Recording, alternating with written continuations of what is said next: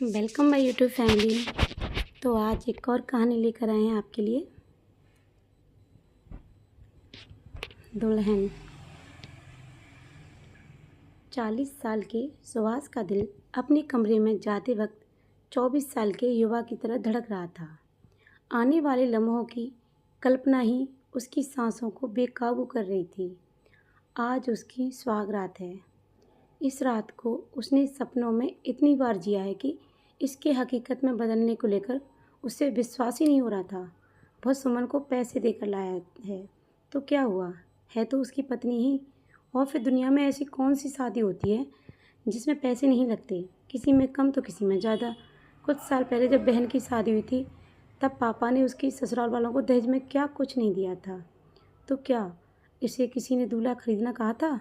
फिर वह क्यों सुमन को लेकर इतना सोच रहा था? कोई कुछ कहे, मुझे तो आज रात सिर्फ अपने सपनों को हकीकत में बदलते देखना है। दुनिया का वह वर्जित फल चखना है जिसे खाकर इंसान बोर आ जाता है। सुभाष ने सुहाग रात के लिए सजाए हुए अपने कमरे में गया।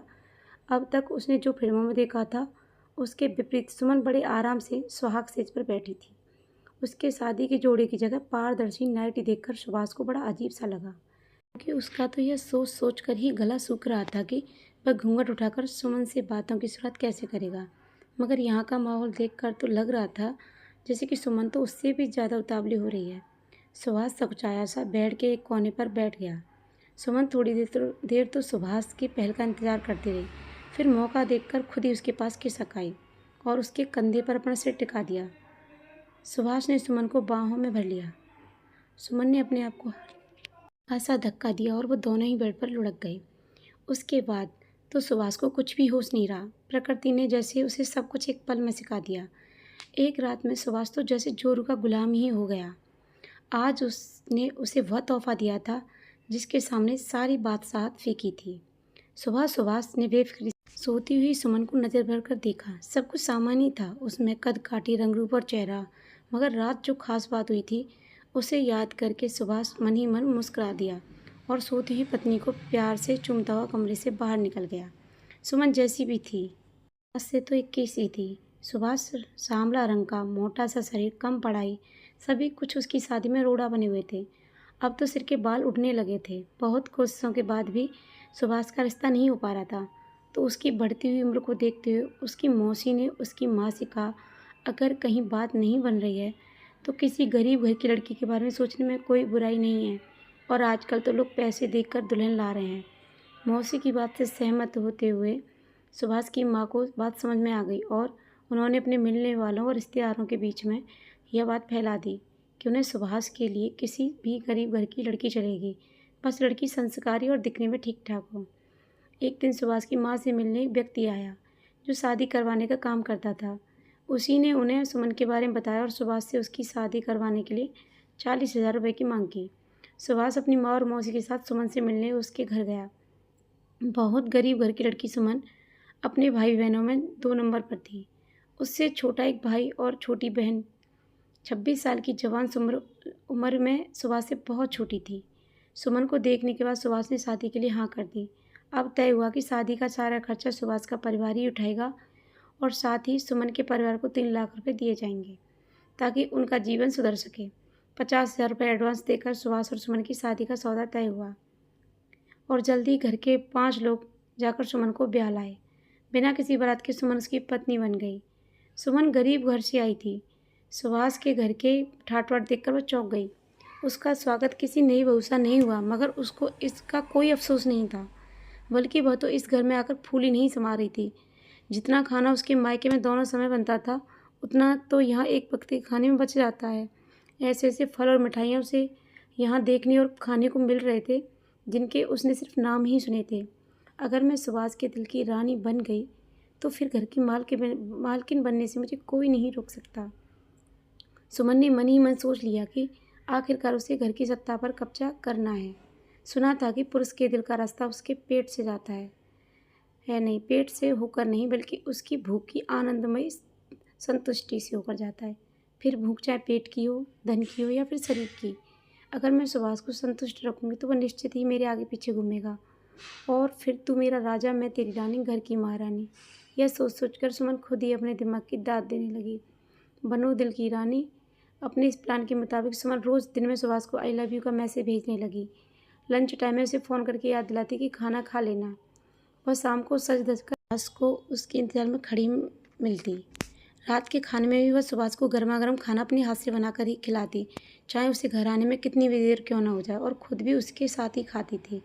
वो हर तरह से सुभाष को यह महसूस करवाती कि वह उसकी ज़िंदगी में सबसे खास व्यक्ति है, और हर रात वह सुभाष को खुश करने की पूरी कोशिश करती। उसने कभी सुभाष को मना नहीं किया। सुभाष उसे बच्चे ही समझता था और उसकी हर नादानी को नज़रअंदाज कर देता था। सुभाष अपने माँ बाप का इकलौता बेटा था, मगर कम पढ़े लिखे होने और शकल सूरत के कारण अक्सर लोग उसे कोई खास नहीं मानते थे।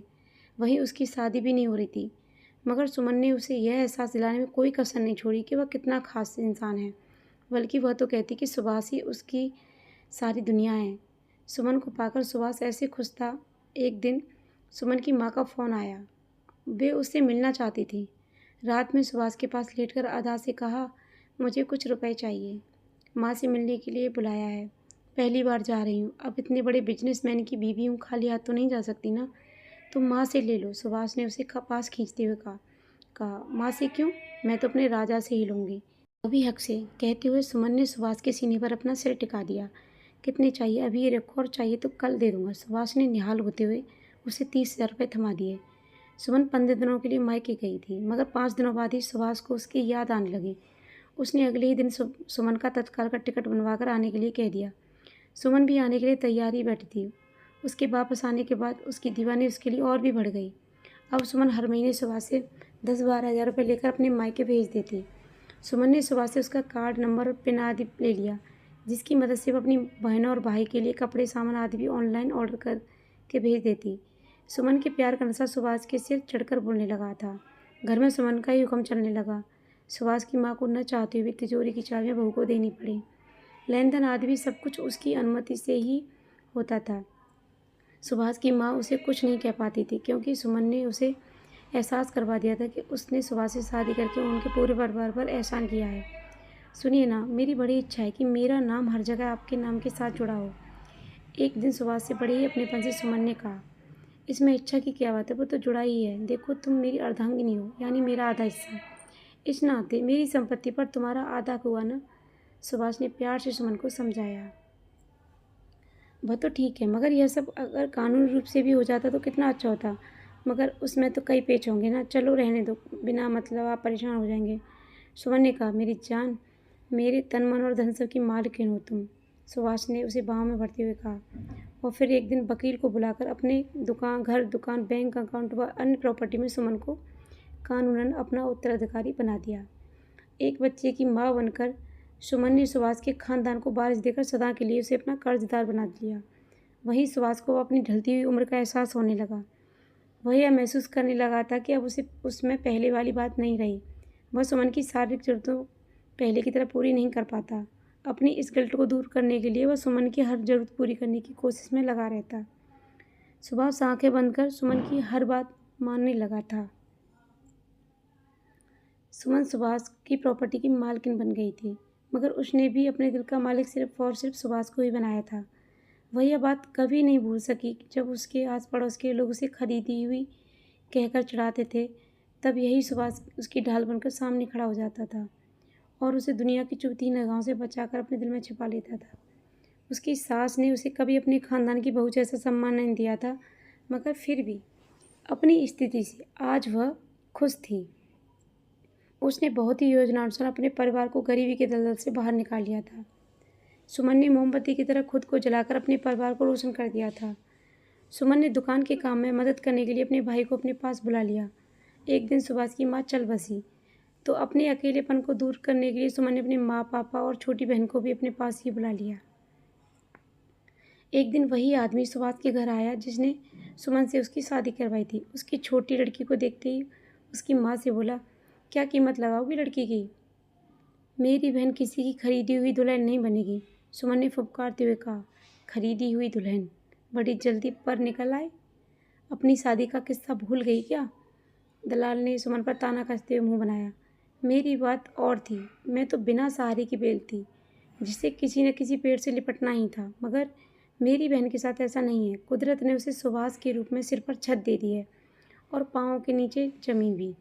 अभी मैं ज़िंदा हूँ और अपनी बहन की शादी कैसे करनी है ये हम खुद देख लेंगे। आप जा सकते हैं, लेकिन हाँ, सुभाष को मेरी ज़िंदगी में लाने के लिए मैं सदा आपकी कर्जदार रहूँगी। धन्यवाद, सुमन ने दलाल से हाथ जोड़ते हुए कहा। वहीं पीछे खड़ा सुभाष मुस्कुरा रहा था।